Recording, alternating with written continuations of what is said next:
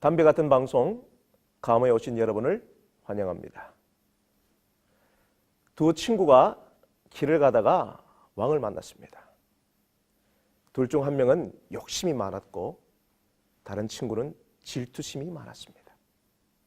왕은 두 사람에게 만약 너희 중에 한 명이 요청하면 무엇이든지 그대로 주겠다. 단 옆 사람에게는 요청한 것의 2배를 주겠다고 말했습니다. 왕의 말을 들은 질투심 많은 친구는 먼저 나서서 요구하려 하지 않았습니다. 왜냐하면 친구가 2배로 받는 것이 달갑지 않았기 때문이었습니다. 욕심 많은 친구도 마찬가지였는데 자신이 친구보다 더 많이 차지하고 싶었기 때문이었습니다. 그래서 서로 머뭇거리며 눈치를 보고 도무지 요청하려 들지 않았습니다. 기다리던 왕이 부탁이 없으면 그냥 가겠다고 말하자 질투심 많은 친구가 드디어 입을 열었습니다. 왕이시여, 저의 왼쪽 눈을 빼주십시오. 두 번째 시간 오늘 다룰 질투의 죄는 7가지 죄악 중에 가장 강력한 감정이 농축된 죄입니다. 그래서 자신이 친구보다 더 가질 수 없다고 판단이 되면 상대에게 더 많은 피해를 주기 위해 내 눈의 한쪽을 빼는 한이 있더라도 자신의 피해를 기꺼이 감수합니다. 질투는 자기 행복을 위해서 친구의 불행을 제물로 삼는 야비하고 잔인하고 비뚤어진 왜곡된 자기 사랑입니다.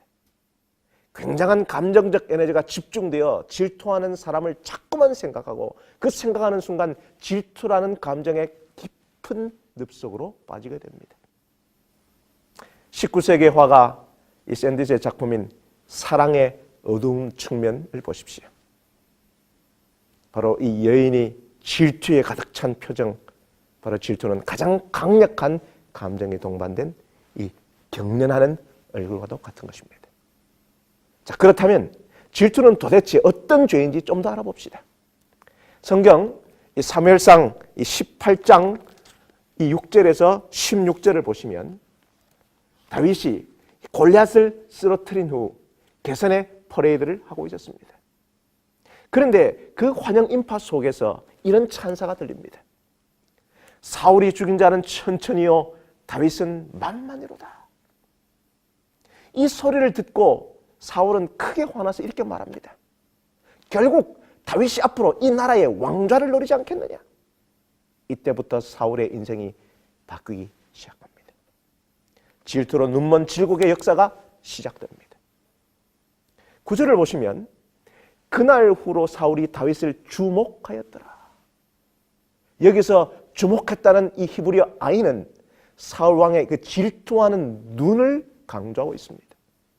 그래서 다시 원문을 살려 번역하면 사울 왕이 다윗을 질투하는 눈으로 주목했다는 말입니다.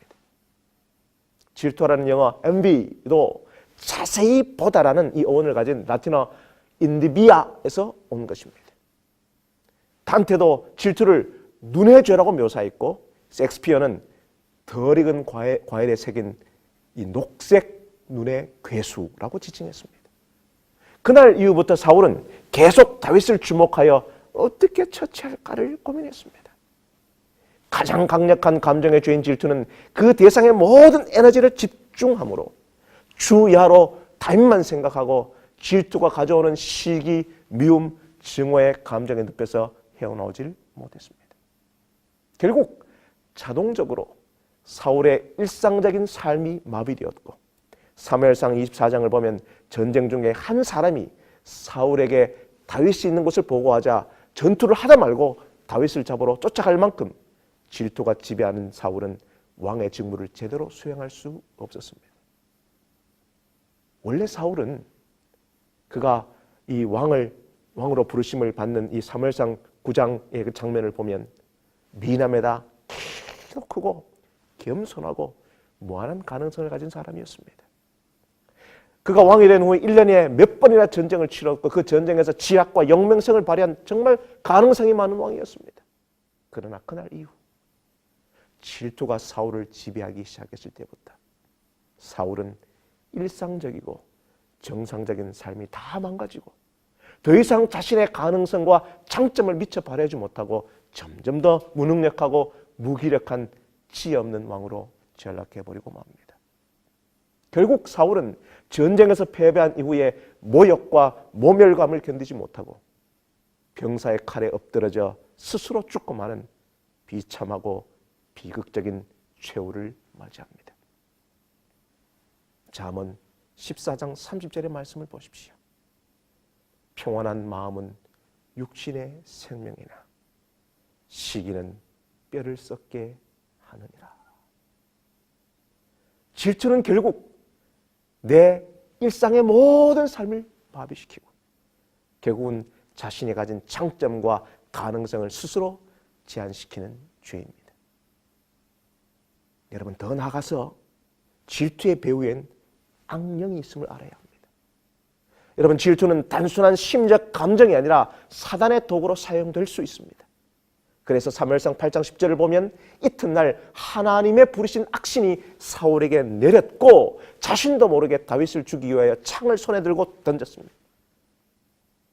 야고보서 3장 14절과 15절을 보면 너희 마음속에 독한 시기와 다툼이 있으면 이러한 지혜는 위로부터 온 것이 아니요 세상적이요 정욕적이요 마귀적이라고 분명하게 밝혀주고 있습니다.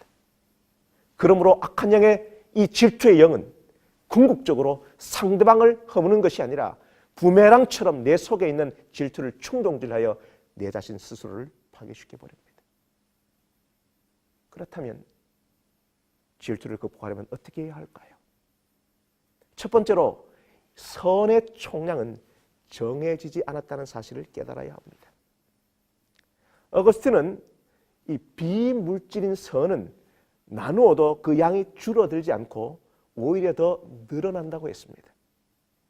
여러분, 어떤 단체나 모임에 나보다 늦게 들어와서 먼저 임원이 되어 나보다 더 주목받는 것에 질투심을 느낀다면 자신이 받아야 할 주목과 인정이 줄어들 것이라는 생각에서 온 것입니다.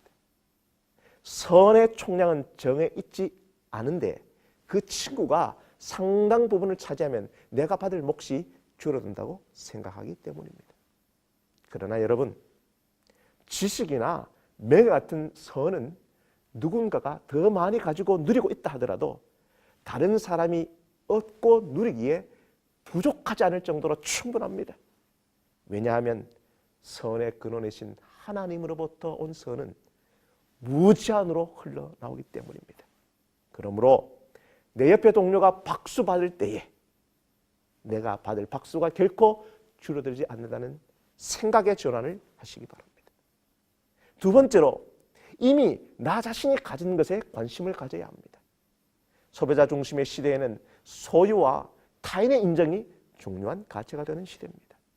이 시대는 내가 무엇을 가졌느냐, 다른 사람들이 나에 대해 어떻게 말하느냐에 내 존재가 가치가 결정되는 왜곡된 자의식의 시대입니다.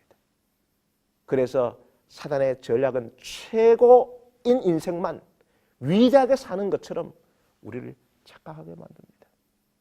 그러나 여러분 기억하십시오. 하나님은 1등만 아니라 2등도 사용하시고 꼴찌도 쓰십니다. 마태복음 25장의 달란트의 비유에서 몇 달란트 더 받은 사람이 더 가치 있는 사람이 아니라 누가 자신이 받은 것으로 성실하게 일했는가가 주인의 판단 기준입니다. 예수님은 소유와 타인의 시선과는 그 정반대의 길, 남들이 가지 않는 십자가의 길을 가졌습니다. 그러나 예수님의 마지막 말을 들어보십시오. 다 이루었다. 현대인들이 추구하는 가치와 전혀 다른 길을 가졌음에도 어떻게 인생을 이렇게 잘 마무리하실 수가 있었을까요? 그것은 이는 내 사랑하는 아들이요 내 기뻐하는 자라는 예수님이 자신이 가진 그 정체성을 확신하고 사셨기 때문입니다. 그러므로 남이 가진 것이 아니라 내가 가진 그것에 더 집중하고 관심을 가지고 사시길 바랍니다. 세 번째로 이웃을 축복하는 사람이 되어야 합니다. 질투의 영을 극복하려면 적극적으로 이웃을 축복하는 사람이 되어야 합니다. 토마스 아퀴나스는 질투는 다른 사람의 행복을 슬퍼하는 것이라고 했습니다. 결국 질투는 남의 불행을 기뻐하는 것이지요. 그래서 질투는 친구의 성공에 결코 박수를 지어나는 법이 없습니다. 그러므로 질투의 반대 개념은 칭찬과 축복입니다. 질투하지 않겠다는 이 결심만으로는 안 됩니다. 적극적으로 칭찬하고 축복하는 사람이 되어야 합니다. 그러므로 왜곡된 자기 사랑을 극복하고 친구가 잘 될 때 기뻐하고 넘어질 때 마음 아파하는 진정한 사랑을 만들어 가시기를 바랍니다. 마지막으로 한 이야기를 들려드릴 테니 들으시고 내 마음에 질투의 악령이 있는지 확인해 보시길 바랍니다. 이 여러 악마들이 사탄을 찾아가 불평을 늘어놓았습니다. 2년 동안 사막에 사는 어떤 수도사를 유혹했는데 돈이면 돈, 또 여자든 그들이 가진 걸 다 내밀어도 수도사에게는 소용이 없었다는 것입니다. 그래서 사단이 이렇게 이야기했습니다. 야, 너희들은 유혹하는 법을 잘 모르는구나. 날 따라와서 이럴 경우 어떻게 행동하는지 잘 봐라. 그들 모두 그 고결한 수도사가 사는 그 동굴로 날아갔습니다. 그리고 사탄이 그 수도사의 귀에 대고 이렇게 속삭였습니다. 야, 내 친구 마카리우스가 방금 알렉산드리아의 주교로 승진했단다. 이 말이 끝나기 무섭게 그 수도사는 하늘에 대고 욕을 퍼붓더니 정신을 잃었답니다.